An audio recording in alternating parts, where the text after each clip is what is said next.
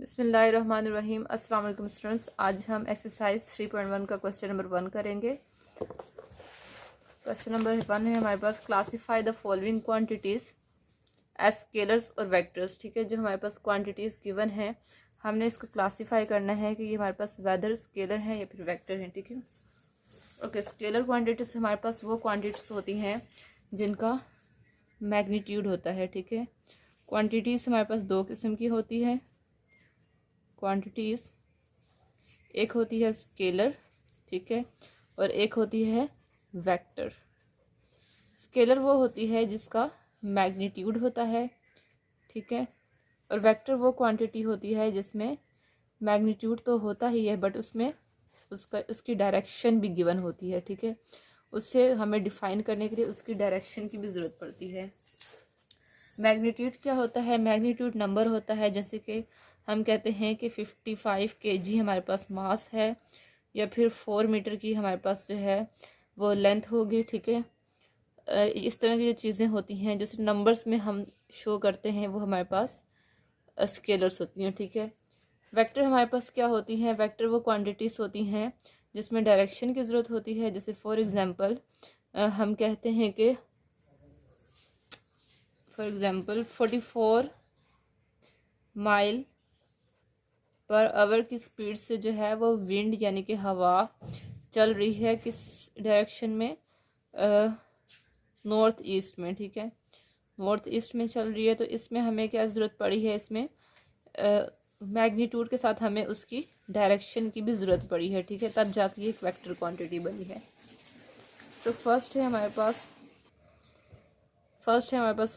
Force जो है वो एक वेक्टर क्वांटिटी है इस तरीके से कि हम कहते हैं हमने फॉर एग्जांपल कोई ब्लॉक मेरे पास रखा हुआ है कितना 4 kg मास का। ठीक है, तो इसको मुझे यहाँ से इस जगह तक मूव करने के लिए इसको मुझे फोर्स अप्लाई मैंने की कितना 20 न्यूटन की मैंने फोर्स अप्लाई की। ठीक है, तो ये मास मेरे पास यहाँ पर आया, तो ये फोर्स किसी ना किसी डायरेक्शन में मैंने अप्लाई की है 20 न्यूटन की, किसी न किसी डायरेक्शन में की है, तभी ये जाके ये ब्लॉक यहाँ से यहाँ तक मूव हुआ। ठीक है, तो इसमें डायरेक्शन भी इंक्लूड है, इस पूरे जो फिनोमेना हुआ है इसमें डायरेक्शन भी इंक्लूड है। ठीक है, तो इसलिए फोर्स मेरे पास एक वेक्टर क्वांटिटी होगी। ठीक है, ये एक वेक्टर क्वांटिटी है। ओके, नंबर 2 है मेरे पास स्पीड। ठीक है, स्पीड जो है वो एक स्केलर क्वांटिटी है। ठीक है, इससे हमें डिफाइन करने के लिए डायरेक्शन की ज़रूरत नहीं होती। जैसे हम कहते हैं कि एक कार जो है वो मूव कर रही है कितनी 40 मीटर पर सेकंड की स्पीड से। ठीक है, तो इसे हमें सिर्फ डिफाइन करने के लिए मैग्नीट्यूड ही काफ़ी है। सो वी कैन से कि स्पीड जो है वो एक स्केलर क्वांटिटी है। ठीक है, जिसमें सिर्फ मैग्नीट्यूड होता है वो मेरे पास स्केलर क्वांटिटी है, स्केलर क्वांटिटी होगी। नंबर 3 पे है वेलोसिटी।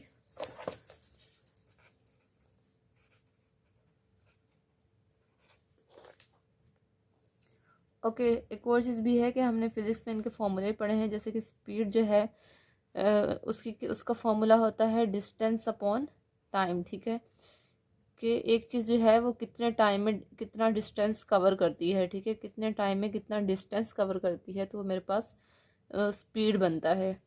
सो देखें, डिस्टेंस जो है वो एक स्केलर क्वांटिटी होती है। ठीक है, सो इस डिस्टेंस को देखते हुए मैं कह सकती हूँ कि जो स्पीड है वो भी मेरे पास एक स्केलर क्वांटिटी है। ठीक है, डिस्टेंस और टाइम दोनों स्केलर क्वांटिटी होता है। सो वेलोसिटी में देखें, वेलोसिटी का फॉर्मूला होता है डिस्प्लेसमेंट अपॉन टाइम। ठीक है, डिस्प्लेसमेंट जो है वो मेरे पास एक वेक्टर क्वांटिटी है। ठीक है, वेक्टर क्वांटिटी को हमेशा एरो से शो करते हैं।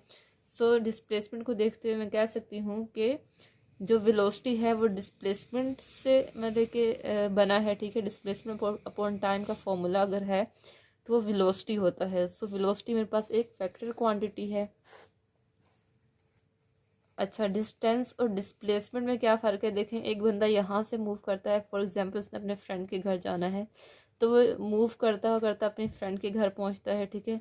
तो इसने जो जितना डिस्टेंस कवर किया है, जो पाथ है मेरे पास, इस पूरे पाथ को मैं मेजर करती हूँ तो मेरे पास डिस्टेंस है, ठीक है। लेकिन इन दोनों पॉइंट्स के बीच का जो शॉर्टेस्ट डिस्टेंस होगा यहाँ से यहाँ तक, तो मेरे पास डिस्प्लेसमेंट होगा, ठीक है। शॉर्टेस्ट पाथ जो है वो डिस्प्लेसमेंट है। सो शॉर्टेस्ट पाथ में देखें एक ही डायरेक्शन इंक्लूड है और इसमें हमें डायरेक्शन की ज़रूरत नहीं पड़ रही है, ठीक है। सो देखें जो डिस्टेंस है वो मेरे पास क्या हो गया, वो एक स्केलर क्वांटिटी हो गया, और जो डिस्प्लेसमेंट है मेरे पास वो क्या है, वो एक वेक्टर क्वांटिटी है, ठीक है। ओके, सो वेलोसिटी भी एक वेक्टर क्वांटिटी है। ओके, नंबर 4 पर है एरिया।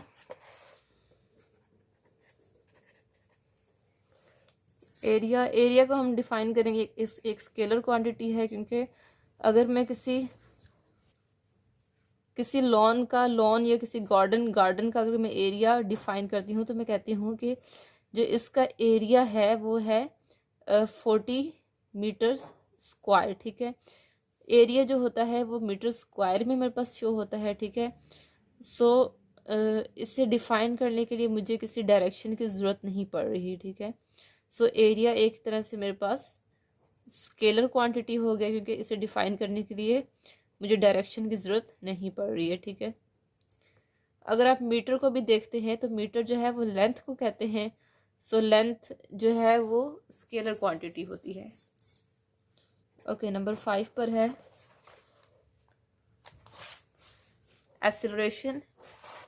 एक्सेलरेशन जो है वो एक वेक्टर क्वांटिटी है, क्योंकि एक्सेलरेशन का फॉर्मूला क्या होता है, एक्सेलरेशन का फॉर्मूला होता है change in velocity divided by time, ठीक है।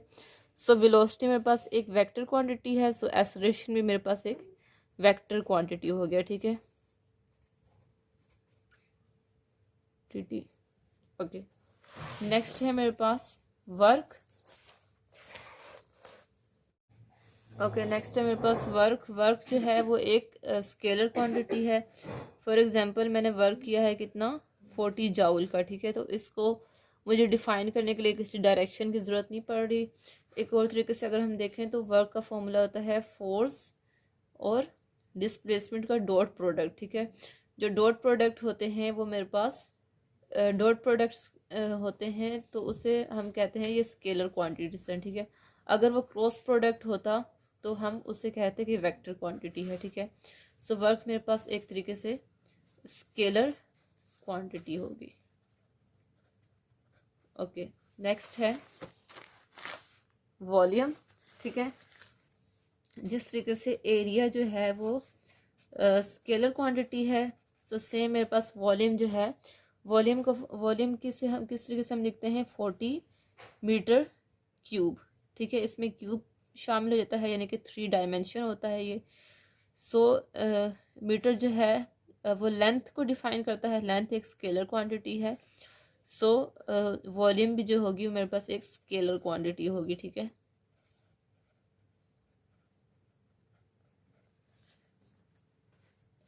ओके, नेक्स्ट है मेरे पास वेट, ठीक है। नंबर 8 इज ओके, वेट को अगर मैं इसका फॉर्मूला हमने पढ़ा है कि वेट इक्वल टू होता है मास इनटू ग्रेविटी, ठीक है। कि कोई बुक एक टेबल पे रखी हुई है, उसका वेट कितना है, ठीक है। तो उसके वेट को नापने के लिए हम उस बुक का मास और ग्रेविटी को शामिल करते हैं। ग्रेविटी जो होती है उसकी डायरेक्शन होती है, या तो उसकी डायरेक्शन अपवर्ड होती है या फिर डाउनवर्ड होती है, ठीक है। सो जो अपवर्ड होती है वो नेगेटिव होती है, और डाउनवर्ड जो डायरेक्शन होती है उसे हम पॉजिटिव होती है, ठीक है। पॉजिटिव से शो करते हैं। सो इसमें डायरेक्शन भी इंक्लूड हो जाती है। वेट को हमें डिफाइन करने के लिए डायरेक्शन की भी ज़रूरत पड़ती है। तो वेट एक तरीके से मेरे पास स्केलर वेक्टर क्वांटिटी हो गया, ठीक है।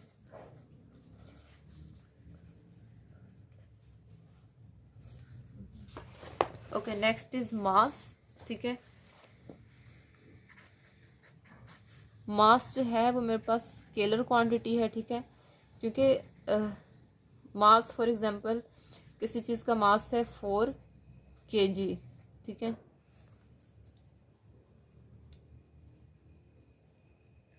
क्योंकि मास जो होता है वो क्वांटिटी ऑफ मैटर होता है कि किसी कि कोई जो चीज़ है वो कितने कितने मतलब कि पार्टिकल्स से मिलके बनी है, ठीक है, क्वांटिटी ऑफ मैटर होती है।